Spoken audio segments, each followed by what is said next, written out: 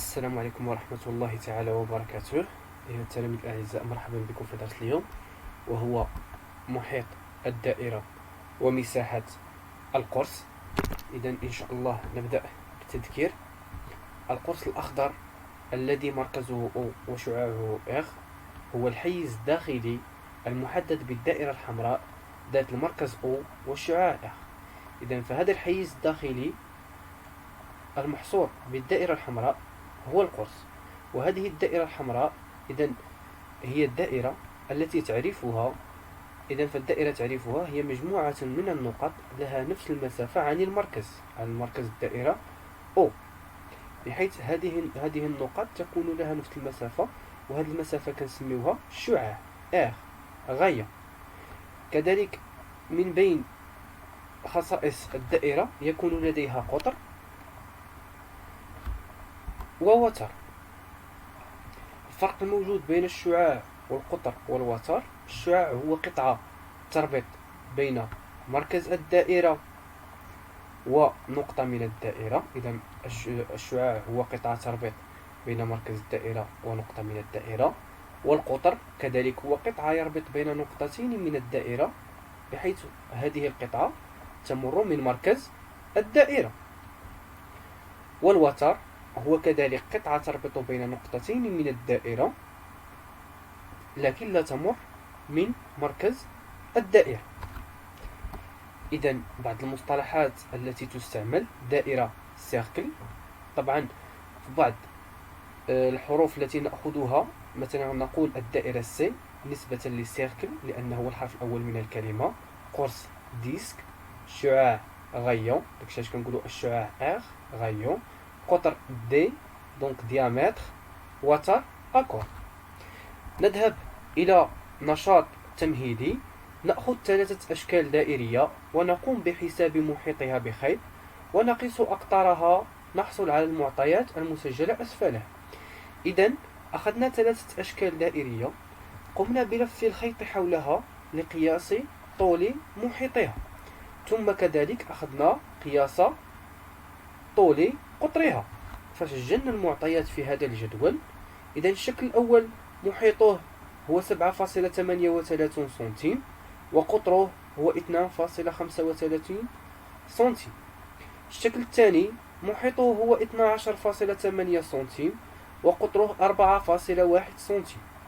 الشكل الثالث محيطه هو 18.8 سنتيم، وقطره 6 سنتيم. إذا بعد ذلك أخذنا المحيط وقمنا بقسمته على القطر. إذا أخذنا المحيط قسمة القطر، أي بي بيريمتر ديفيزي باغ دي، فحصلنا على النتائج التالية. بالنسبة للشكل الأول 3.14، الشكل الثاني 3.12، والشكل الثالث 3.133. إذا بالملاحظة ديال هذا الخارج اللي حصلنا عليه وجدنا أن هذا العدد قيمة مقربة ل3، كنلقاو 3.1 في الأعشار ويتغير جزء المئة. إذا بالملاحظة ديالنا نلاحظ أن هناك علاقة بين القطر والمحيط، بحيث نحصل في جميع الحالات على قيمة مقربة للعدد 3.1 في الأعشار، ثم يتغير جزء المئة وجزء الألف. لذلك أخذ العلماء بتكرير هذه التجربة حتى توصلوا إلى العدد B. إذا فما هو هذا العدد B؟ جيد، سوف نجيب الآن عن هذا السؤال. انتبهوا معي إلى هذا الفيديو. إذا أخذنا خيط وأحطناه بمحيط شكل دائري وقمنا بقياس محيطه. جيد، ثم أخذنا قياس قطره وقمنا بقسمة المحيط على القطر، فوجدنا أن أغلب الحالات يتكرر لنا هذا العدد 3.14159 والفاصلة غير مضبوطة. لذلك تم أخذ قيمة العدد B على قيمة مقربة ل 3.14. إذن أخذ العلماء أن قيمة B قيمة مقربة والتي تساوي 3.14. إذن سوف إن شاء الله نقوم باعتماد هذا العدد كقيمة لحساب ومساحة محيط الدائرة ومساحة القرص. جيد، الآن نذهب لمعرفة محيط الدائرة. لكن قبل ذلك قطر D فهو متناسب مع الشعاع، قطر الدائرة D متناسب مع شعاعها. جيد. كيف ذلك؟ إذا قلنا أن الشعاع هو قطعة تربط بين مركز الدائرة ونقطة من الدائرة، والقطر كذلك هو قطعة تربط بين نقطتين من الدائرة، لكن هذه القطعة تمر من مركز الدائرة، يعني عندها واحد الشرط أن هذه القطعة يجب أن تكون مارة من مركز الدائرة. إذا أخذنا القطر، هنا مركز الدائرة مع هذه النقطة فهو شعاع، كذلك هنا المركز مع هذه النقطة فهو كذلك شعاع. جيد. إذا يمكن القول أن القطر هو ضعف الشعاع، إذا فالقطر D هو ضعف الشعاع. كذلك يمكننا القول أن الشعاع هو نصف القطر.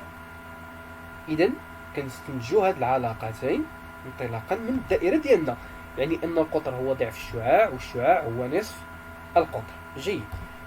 الآن إذا حسب النشاط التمهيدي وجد أن محيط الدائرة متناسب مع قطرها، أي أن المحيط يساوي القيمة المقربة 3.14 ضرب القطر. كذلك يمكننا القول أن المحيط يساوي القيمة المقربة 3.14 ضرب ضعف الشعاع، أي بتعويض القطر بضعف الشعاع. هنا يعني كان عندنا القطر عوضناه بضعف الشعاع. إذا فهاتين العلاقتين صالحتان لحساب محيط الدائرة. جيد. نمر الآن لمعرفة مساحة القرص. إذا كما قلنا فالقرص هو الحيز الداخلي الذي تحصره الدائرة.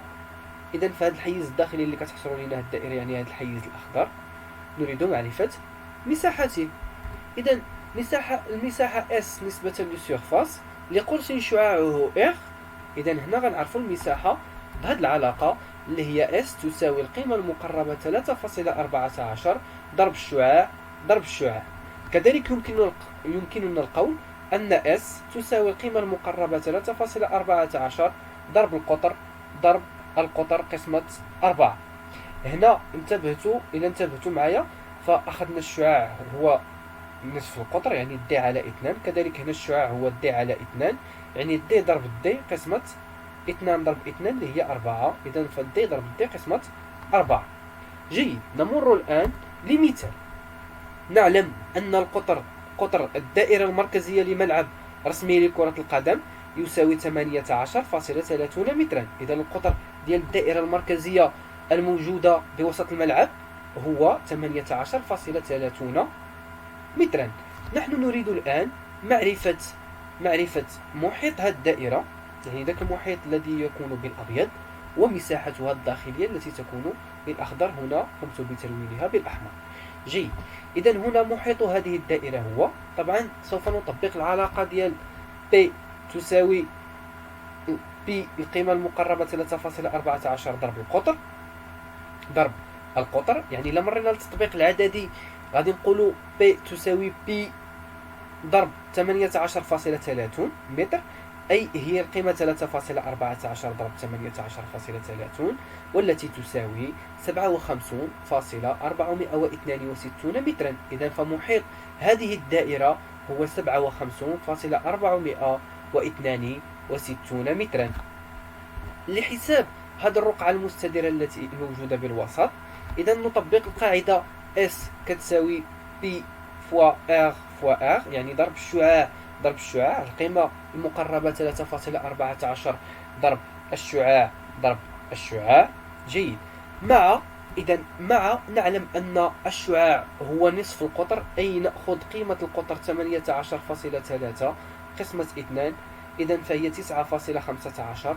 يعني إذا مرينا للتطبيق العددي فلدينا S تساوي 3.14 ضرب الشعاع اللي هو 9.15 ضرب 9.15، أي أن المساحة تساوي 262.88 مترا مربعا. طبعا بالنسبة للوحدات ديال المساحة فهو المتر مربع، والمحيط فهو وحدة لقياس الطول فوحدته هي المتر. نأخذ تمرين. احسب محيط ومساحة الشكل التالي. إذا كما تلاحظون هذا هو الشكل، فهو يتكون من 4 أنصاف دوائر أو 4 أنصاف أقراص ومربع بالوسط. إذا بداية نحسب محيط هذا الشكل. إذا فمحيطه يتكون من 4 أنصاف دوائر، يعني غنطبقوا القاعدة ديال P كتساوي القيمة المقربة 3.14 ضرب القطر ضرب D. هنا إلا انتبهتوا فنحن قلنا 4 أنصاف دوائر، يعني في المجموع غيعطيني دائرتين، يعني غنطبق القاعدة ديالي اللي هي P القيمة المقربة 3.14 ضرب القطر ضرب 2، لأنني غادي نحصل هنا على دائرتين. يعني إلا مريت للتطبيق العددي، أي القيمة المقربة 3.14 ضرب 4 اللي هو القطر ضرب 2، لأن لدي دائرتين، أي أن محيط هذا الشكل هو 25.12 متر. الآن نريد حساب مساحة هذا الشكل. إذا انتبهتوا معي فعندي أنصاف الأقراص الأربعة، إذا قمت بجمع كل 2 على حدة سوف نحصل على قرص. يعني غنطبق في المرحلة الأولى القاعدة ديال S تساوي القيمة المقربة 3.14 ضرب الشعاع وغنضربها كذلك في 2، لأن عندي قرصين وليس قرص واحد. جيد. إذا بالتطبيق العددي S1 تساوي القيمة المقربة 3.14 ضرب الشعاع اللي هو نصف القطر، يعني نصف 4 هو 2، يعني ضرب 2 ضرب 2 ضرب 2 لأن لدي قرصين، يعني هي القيمة المقربة 3.14 ضرب 4 ضرب 2، يعني أن مساحة أنصاف الأقراص هي 25.12 متر مربع. جيد. المرحلة الثانية هي أنني نحسب المساحة ديال المربع.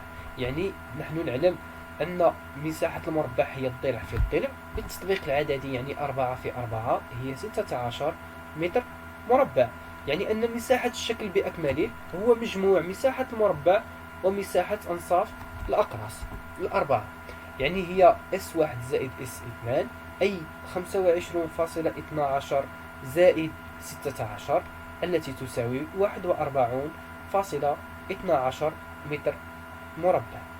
إذا كنتمنى يكون الشرح مبسط